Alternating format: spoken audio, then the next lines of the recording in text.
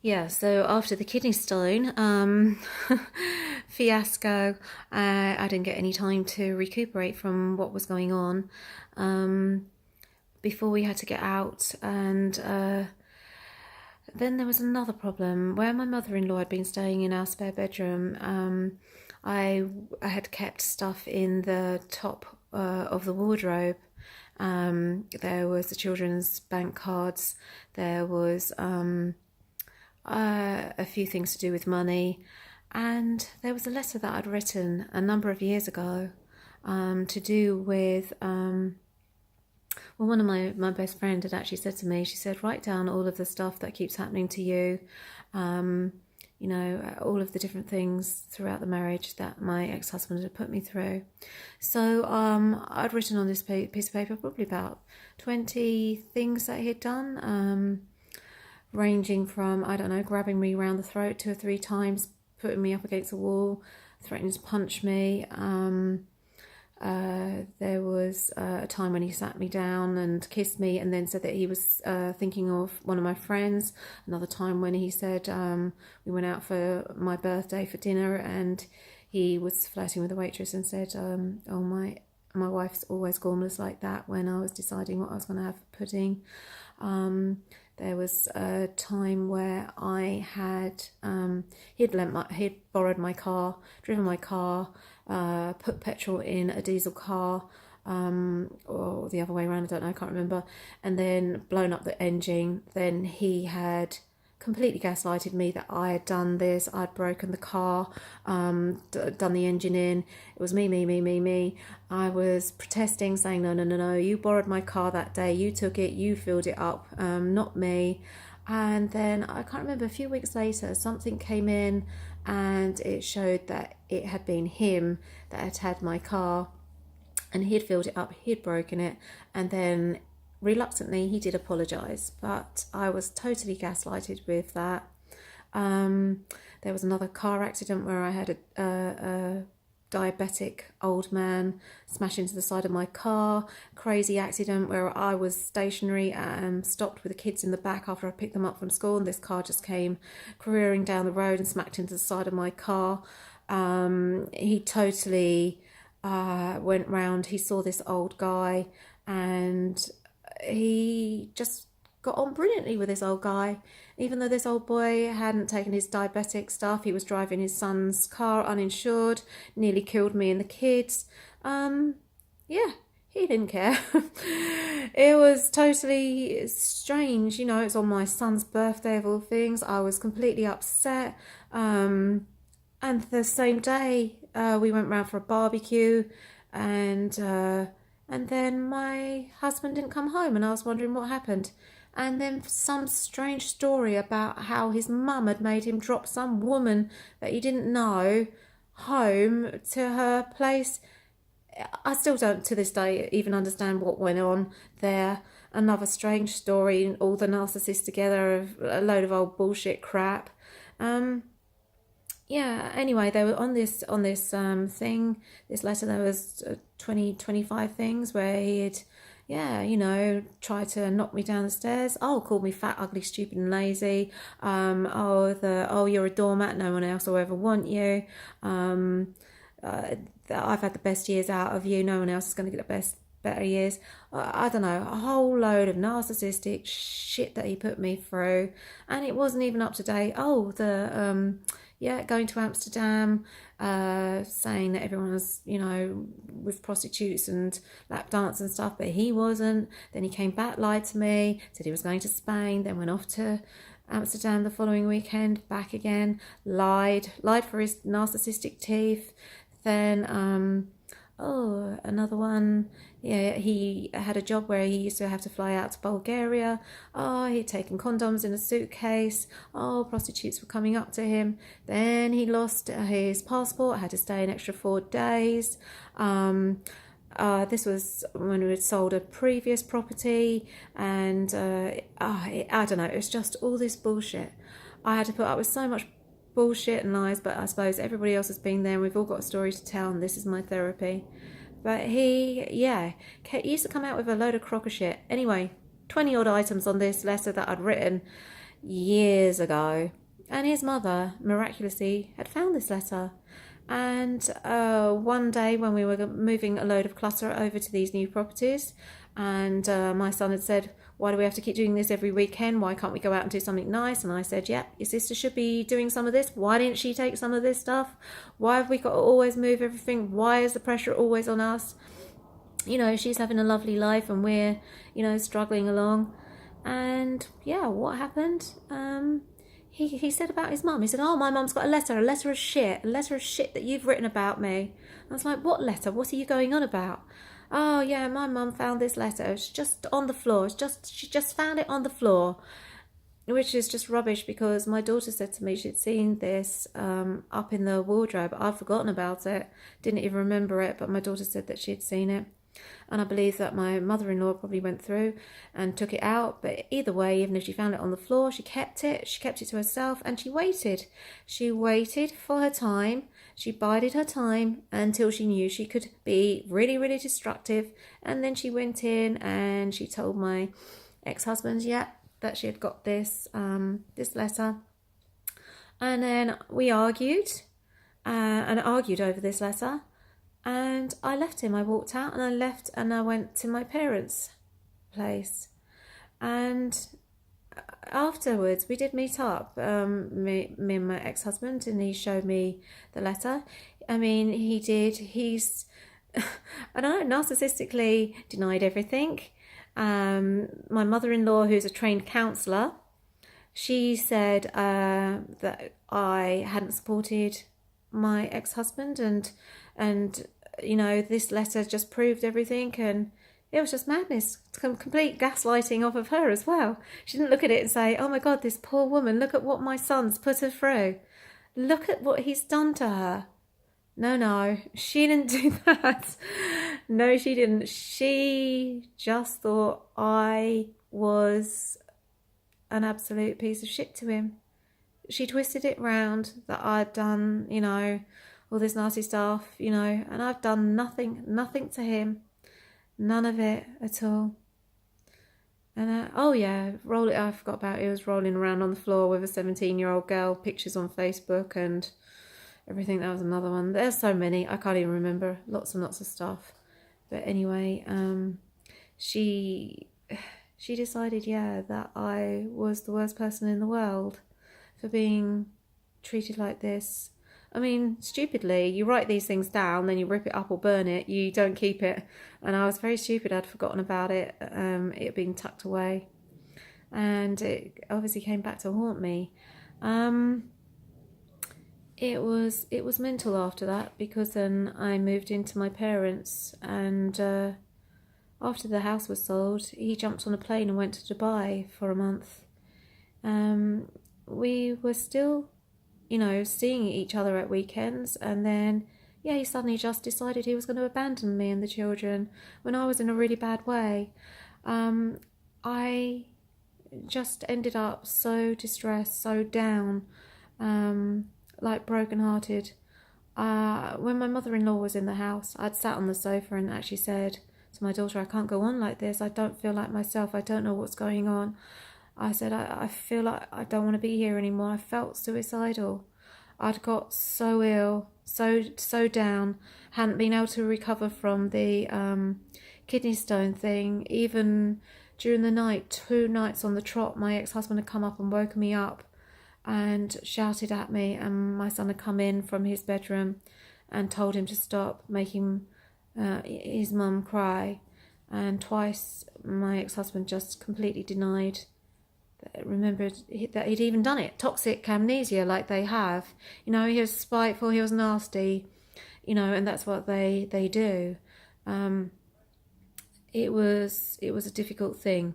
Very difficult. Yeah, he abandoned us. He got on the plane. He doesn't understand it to this day, that he triggered abandonment in myself and my children by going off just before Christmas, 15th of December, decided to go off, jump on the plane, go over, and then, to add insult to injury, put pictures on Facebook of him having a great time, you know, and we had to see it and have people contacting us, telling us how They were, I don't know, having a great time.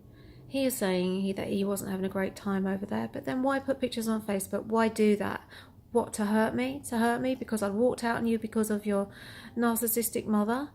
I don't know. But anyway, and then he was contacting me via WhatsApp saying that I was possessed by entities, that I had demons attached to me. He was accusing me of being bipolar. He was accusing me of lots of different things. Being mentally unstable. I was in grief. I couldn't stop crying. The whole thing had broken my heart. My father-in-law's death, the breakdown of our family unit because of my mother-in-law being in with us, all of it was just heartbreaking.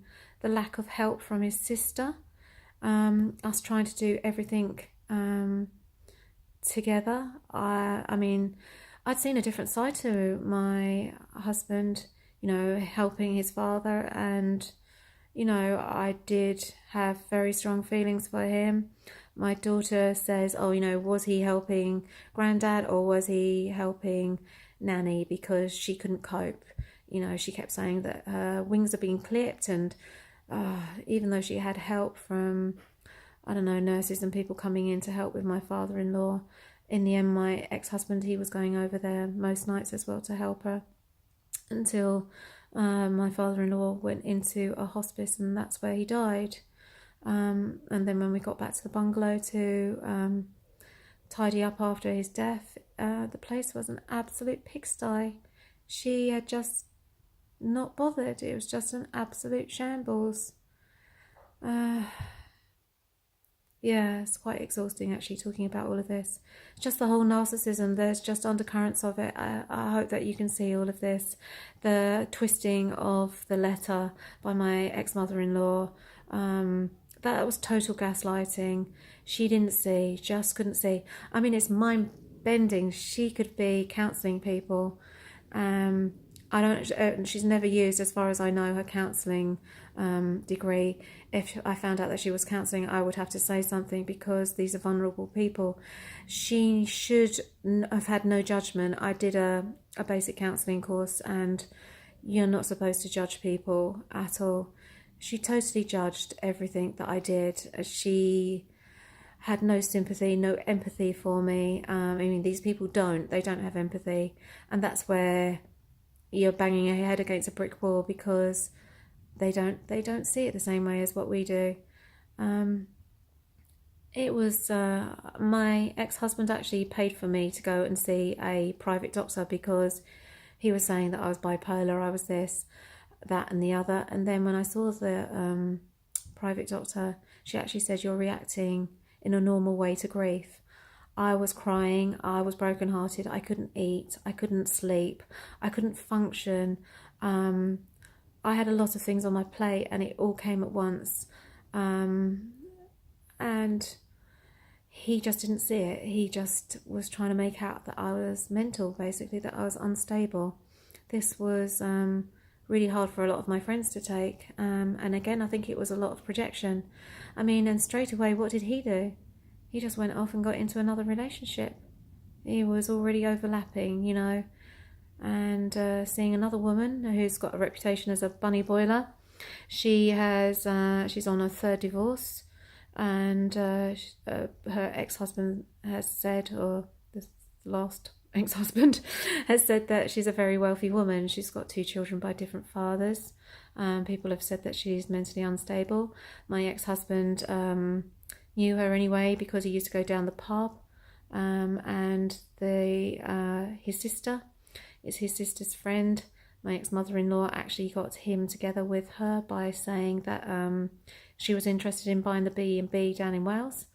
So they used to meet up, talk about shitting on your doorstep, because that's what he did. He was going to a local pub, and one of our friends whose daughter worked in the pub said that she heard the ex-husband of the woman that he's with now, the bunny boiler, say, I'm not being rude when I say bunny boiler. This is what other people have said and called her. I know her. I do know her. I know her a little bit. I don't know why she's got the bunny boiler label. That's not me being unkind. I shouldn't even be saying it because it's just a cheap shot, but people have called her that. And this friend, anyway, she saw the ex-husband say, well, husband at the time, say to my husband, can you stop flirting with my wife? So that, in my mind, makes me think that both of them were still married at the time. He's known her for a number of years, because he'd even spoken about her when she broke up with the second husband, going out with my brother. And so he'd always had links with her. I just don't know how much. I don't know whether they were having an affair during the marriage. I was told that he was with 2 other women as well during the marriage, which I only recently found out. I had said to him that I would find out one day. Down the line it always comes out, things always come out. I think there was a lot of projection there, and also because his mother ended up going with another couple of men very quickly after his dad had died. There was a lot of projection. She made my ex-husband see a psychic friend of hers who told him that I was having an affair with his best friend. This never happened. I have never been with his best friend and never will do. I took my marriage vows and I believed in my marriage vows stupidly. I thought it was going to be forever.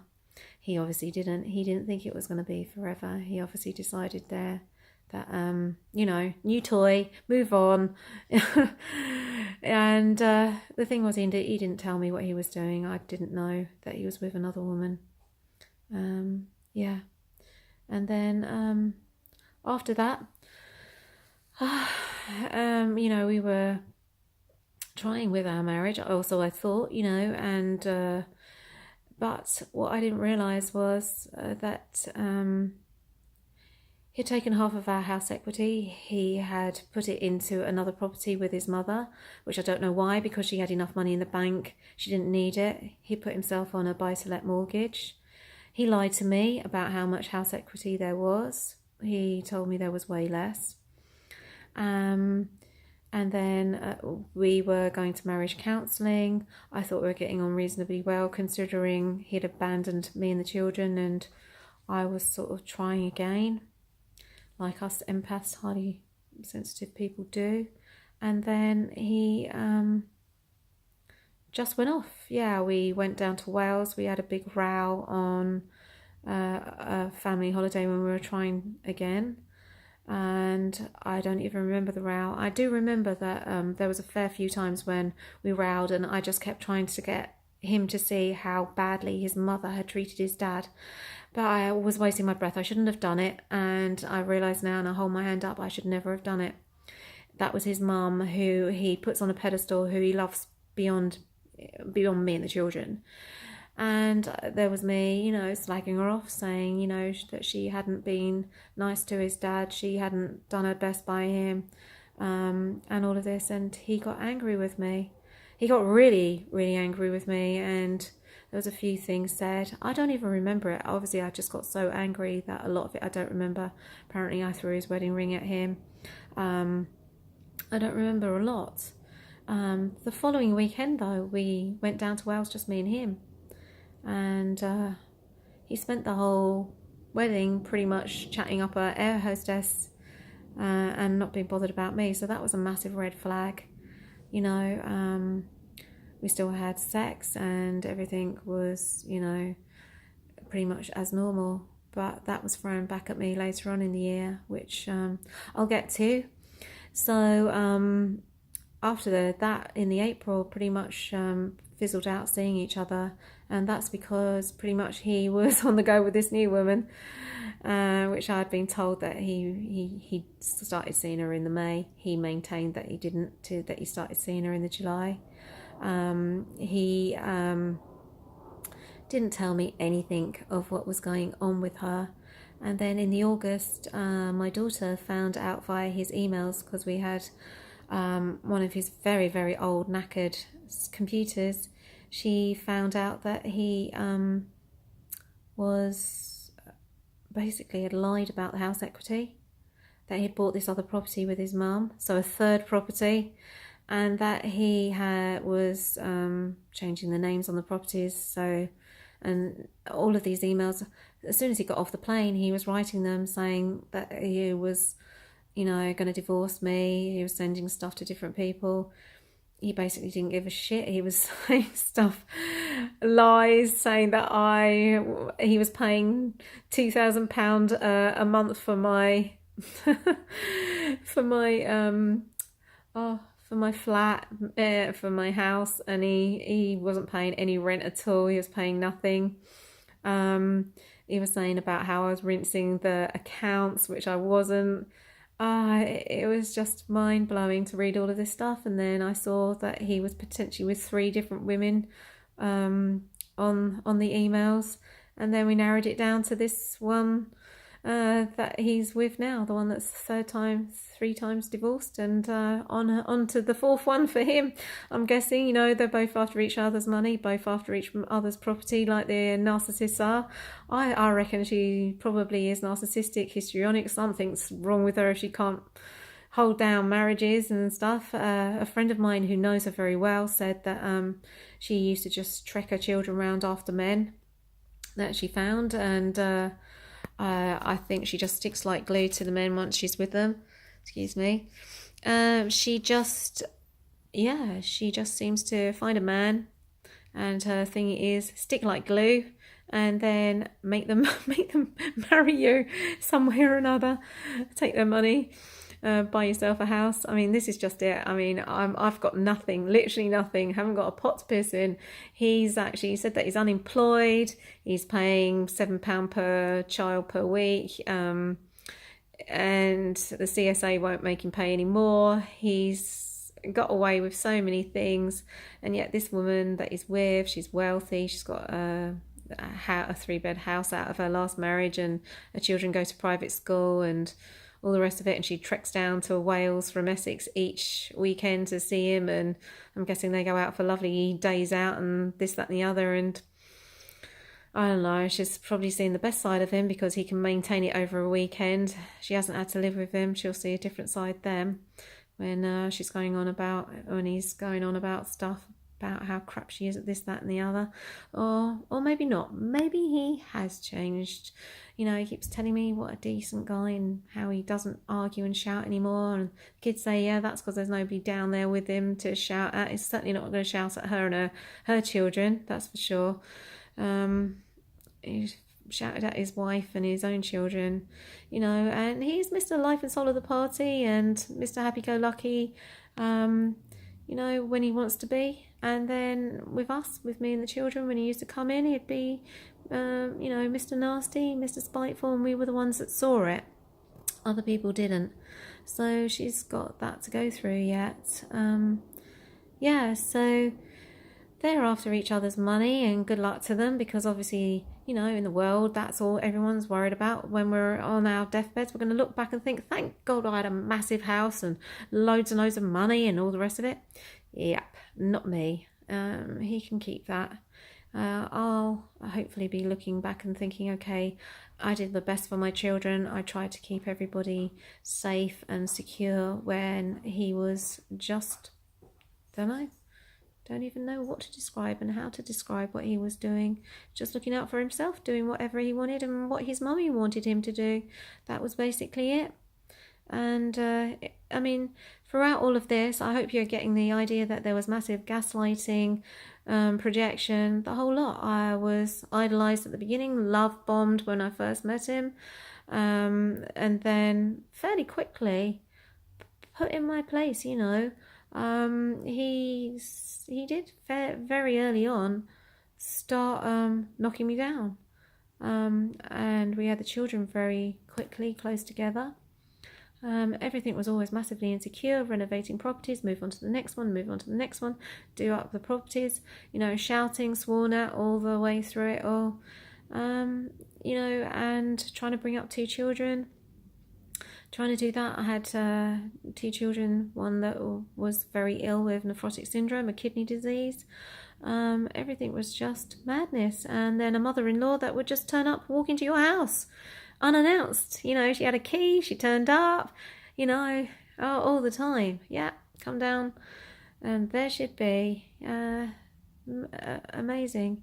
Anyway, yeah, I had the whole lot, you know. He just went off with this other woman, didn't give two shits for me. Then I thought about the children. I was saying about as soon as I found out on the emails, I felt like I was going to die during the night. I was broken hearted at what he'd done, found all this stuff. My sister, who's a policewoman, she was up all night watching somebody that was in a hospital bed or something for her job. She talked me through it because I felt suicidal, just the amount of shit that he had written in all of these emails, finding out that he was with another woman. He'd said nothing, he hadn't told me, I didn't know what was going on. He didn't have the decency. He sent me flowers on our wedding anniversary, which was a real head fuck because he was with her. It was just madness, all of it, just utter, soul destroying, psychologically abusive, emotionally abusive, just crap, just the narcissistic, psychotic, sociopathic shit that they put you through. Head fucking all the time. Yeah, you're with another woman and yet you send me flowers. Like, you don't give a shit about your children, and you don't give a shit about your ex-wife, you know, somebody that you said that you loved every single day, practically said it every single day, you know, but a lot of the time no meaning behind it. It's just words, you know, and it just keeps you in your place, doesn't it? You just think, okay, and that's what it was, you know, the whole thing of the you know, I love you, I love you, I love you, I don't love you, I love you, I love you, I don't, I love you.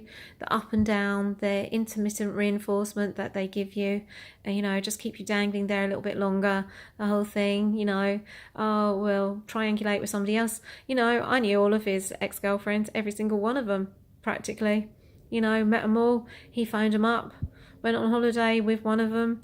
You know, he always was triangulating, always on the phone to them. You know, just making me feel like a piece of shit, worthless piece of shit, day in, day out, insecure, you know. Supposed to be working on his marriage, he's chatting up an air hostess, you know, the general stuff. And, you know, busy working on somebody else. And then I heard from his friends how he'd been showing her off down the pub, you know, took her to a funeral, showing her off at a funeral. Yes, the narcissistic way. You know, the love bombing she got, you know, hotel trips out and all of it. Whereas, oh God, you know, I was made to pay for all of my stuff. My narcissistic mother-in-law wasn't going to let me get away scot-free without paying for stuff. She was always so money-minded. She just is a void. She more and more have to have more clothes, more food, more money, more houses, everything, more. Not happy with stuff. Spiritually, she's just a wasteland. Can't fill that gap there. Just always angry. Surface, you know, they might try and come across as being nice as pie to people that they don't know, and yet underneath they are just spiritual wasteland. There's nothing going on, just a massive void. You just keep trying to fill them up all the time, and they're just never happy. There's just this underlying unhappiness with them, you know, and good luck to them. You know, he's got what he wanted. He always wanted to have like loads of properties and, you know, be the big I am. That's why how he went around telling everybody, apparently, you know, after he was showing her off, he was going around saying, oh, I've got 4 properties. I've got three in Essex and one down, a B&B down in North Wales. Well, as far as I know, unless they've changed the names on it, it's all his mother's, not his. But I suppose they're pretty much interchangeable, the two of them. They're just like joined at the hip. The umbilical cord is still hanging on in there.